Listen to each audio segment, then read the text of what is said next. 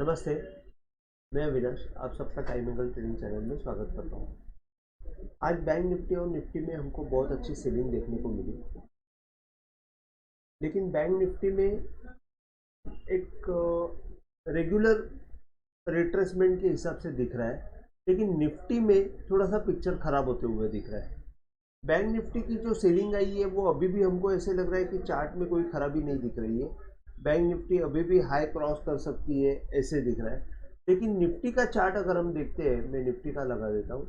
Nifty का chart देखते हैं तो जैसे मैंने कल बताया था कि ये 18,170 के नीचे हमको ये एग्जिट करना है, तो ये एग्जिट जो है ये आ चुका है। तो हम लोग ने एग्जिट करना चाहिए और आगे डेवलपमेंट क्या होती है मेरे हिसाब से निफ्टी में अभी ऊपर का जो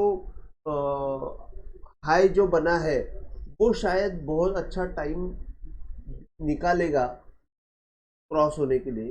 तो हमको ऊपर के साइड में अगर आती है तो हमको सेलिंग प्रेशर दिखाई देगा ऐसे मुझे लग रहा है।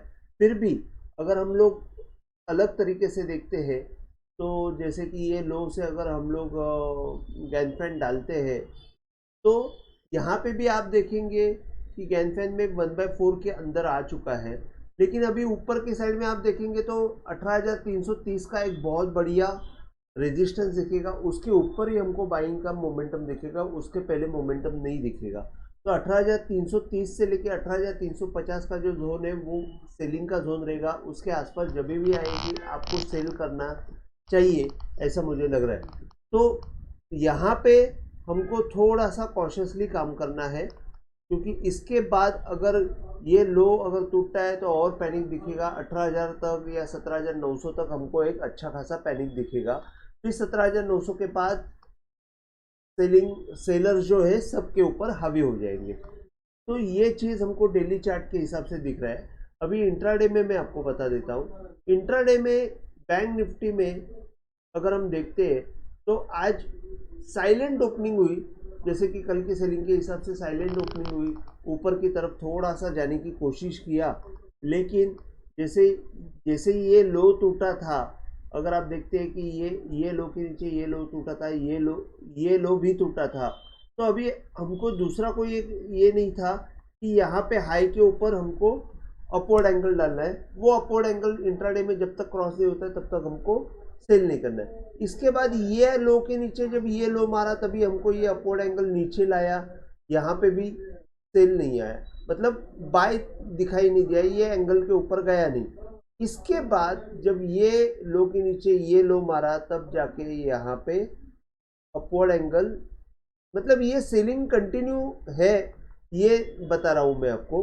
अब जाके क्या हुआ कि यहाँ से कल का जो लो था वहाँ से अगर हम लोग डाउनवर्ड एंगल डालते तो मैंने जैसे कि बोला था ये डाउनवर्ड एंगल के आसपास बाइंग रिकमेंडेशन दिया था, लेकिन डाउनवर्ड एंगल पे बहुत टाइम रुकने के बाद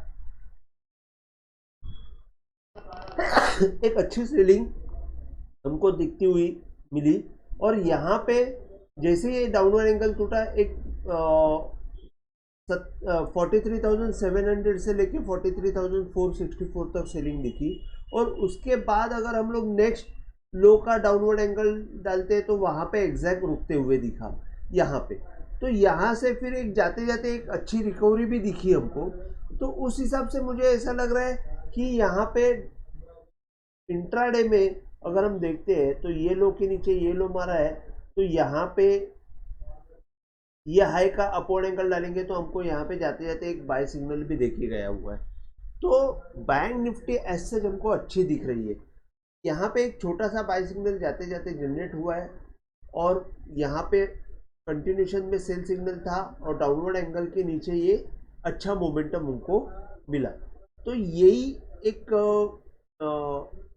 हम देखेंगे तो टाइम एंगल की एक खूबी है कि एग्जैक्ट मोमेंटम का भी हमको मोमेंटम सेल भी देती है। और जैसे कि ऊपर की साइड से अगर हम लोग कंटिन्यूस बेसिस पे हाई के ऊपर जैसे ही लो टूटा हाई के ऊपर हमने अपवर्ड एंगल डाला तो हमको एग्जैक्ट पॉइंट भी मिलते हैं स्टॉप लॉस के लिए। तो यहाँ पे आप देखेंगे एक छोटा सा जाते जाते बाय हुआ। अभी कल के लिए क्या होगा, तो बाइंग मोमेंटम का भी आएगा, तो 43,980 के ऊपर बाइंग मोमेंटम हमको आते हुए दिखेगा। 44,160 और 44,400 के ऊपर रेजिस्टेंस के पॉइंट रहेंगे। नीचे के साइड में 43,620 एक सपोर्ट का पॉइंट रहेगा, क्योंकि एक बाय आया हुआ है, और 43,520 के नीचे एक सेल सिग्नल जनरेट होगा। 43,380 और 43,190, 43,190 will be the crucial point support का रहेगा, क्योंकि यहाँ पे अगर ये पॉइंट हम लोग देखते हैं, सॉरी ये सपोर्ट, इसके नीचे का अगर दूसरा सपोर्ट देखने जाएंगे तो यहाँ से डाउनवर्ड एंगल डाले तो 43,190 आता है, और 43,190 जो है ये लो के नीचे आ जाएगा, और ये लो के नीचे जैसे ही आ जाएगा, ये लो जो है 43,300 के आसपास है, ये लो जैसे ही टूटेगा ऑपरेटर का काम चालू हो जाएगा, और ऑपरेटर फिर यहाँ पे एक बाइंग के लिए पोजीशन भी बना सकता है, क्योंकि ये ज़्यादा सेलिंग भी हो सकती है। अगर हम लोग देखते हैं तो 43,000 के आसपास एक अच्छा, बहुत अच्छा सपोर्ट हमको मिलते हुए दिखेगा। ठीक है, तो कल एक्सपायरी है, तो एक्सपायरी के हिसाब से हमको प्रीमियम भी कम रहेंगे ऑप्शंस में, तो आप मैक्सिमम प्रॉफिट ले सकते हैं। अगर हमको एक अच्छा सेलिंग का पॉइंट देखना है तो हमको सेलिंग का पॉइंट 43,380 के नीचे दिखेगा, जो हमको 43,190 और 43,000 तक भी जाते हुए दिख सकता है। निफ्टी इंट्राडे में अगर हम लोग देखते हैं तो निफ्टी इंट्राडे में भी आज दिन ओपन होने के बाद जैसे ही लो टूटा वैसे मोमेंटम पकड़ा। आप देखेंगे मैंने एक बाय सिग्नल डाला था यहाँ पे, क्योंकि यहाँ पे कंटिन्यूस बेसिस पे आप देखेंगे तो ये इनवर्स हैमर, मतलब इन्वर्टेड हैमर कंटिन्यूस बन रहे थे यहाँ पे इंट्राडे में। बाद में यहाँ पे दो हैमर भी बने, इन्वर्टेड हैमर। ये पोजीशन में मुझे ऐसे लगा कि ये इन्वर्टेड हैमर जो है 18,285 इसको क्रॉस कर जाएगा तो एक बाइंग मोमेंटम हमको देखते हुए मिलेगा। इसके लिए मैंने ये लो के नीचे 240 का स्टॉप लॉस डाल के एक छोटा सा बाय दिया था, लेकिन वो बाय के बजाय वहाँ पे एक्चुअली सेल सिग्नल देता तो मैं ज़्यादा उसमें हमको अच्छा बेनिफिट मिलता था, लेकिन मैं सेल सिग्नल के बजाय बाय सिग्नल दिया एंटीसिपेशन में कि ये बहुत अच्छा बाइंग सपोर्ट है, क्योंकि मैंने डाउनवर्ड एंगल के आसपास बाय करो करके मैंने मोमेंट दिया था। और डाउनवर्ड एंगल अगर आप देखते हैं तो यहाँ पे देखेंगे तो एक्चुअली ये लो के नीचे ये लो आता है, ये हाई के नीचे ये हाई आता है।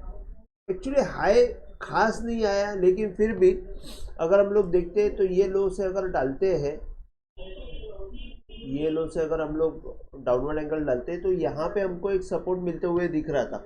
इसके लिए मैंने बाय का अटेम्प्ट किया, और जैसे ये डाउनवर्ड एंगल टूटा एक अच्छा सेलिंग हमको देखने को मिला।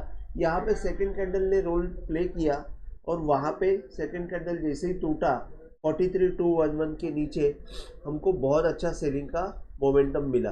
अभी जाते जाते यहाँ पे भी बैंक निफ्टी में बाय सिग्नल जनरेट किया हुआ है। ये लो के नीचे ये लो जाने के बाद हाई का अपवर्ड एंगल डाल के देखेंगे तो यहाँ पे भी बाय का सिग्नल जनरेट हुआ है। अभी कल के लिए 18,170 एक सेलिंग पॉइंट सपोर्ट रहेगा, उसके नीचे थोड़ा सा वापस वीक हो जाएगा, 18,130 के नीचे प्रॉपर वीक हो जाएगा, और 18,060 के नीचे हमको पैनिक भी आते हुए दिखेगा। ऊपर की साइड में जब तक 18,330 क्रॉस नहीं होता है तब तक मोमेंटम हमको जनरेट नहीं होगा। 18,220 270 ये पॉइंट रेजिस्टेंस के पॉइंट रहेंगे। 18,406 ऊपर 330 क्रॉस हो जाएगा तो 18,406 तक जाएगा। तो कल के लिए एक्सपायरी है, तो एक्सपायरी के हिसाब से बैंक निफ्टी में अगर ऊपर की तरफ हमको अच्छा सेलिंग पॉइंट पे अगर सेल करने को मिला तो आप सेल का ज़रूर प्रयास कीजिए। और बाइंग के लिए अगर हम देखेंगे तो नीचे के साइड में जब तक ये लो नहीं टूटा है तब तक हमको सेलिंग आते हुए नहीं दिखेगी।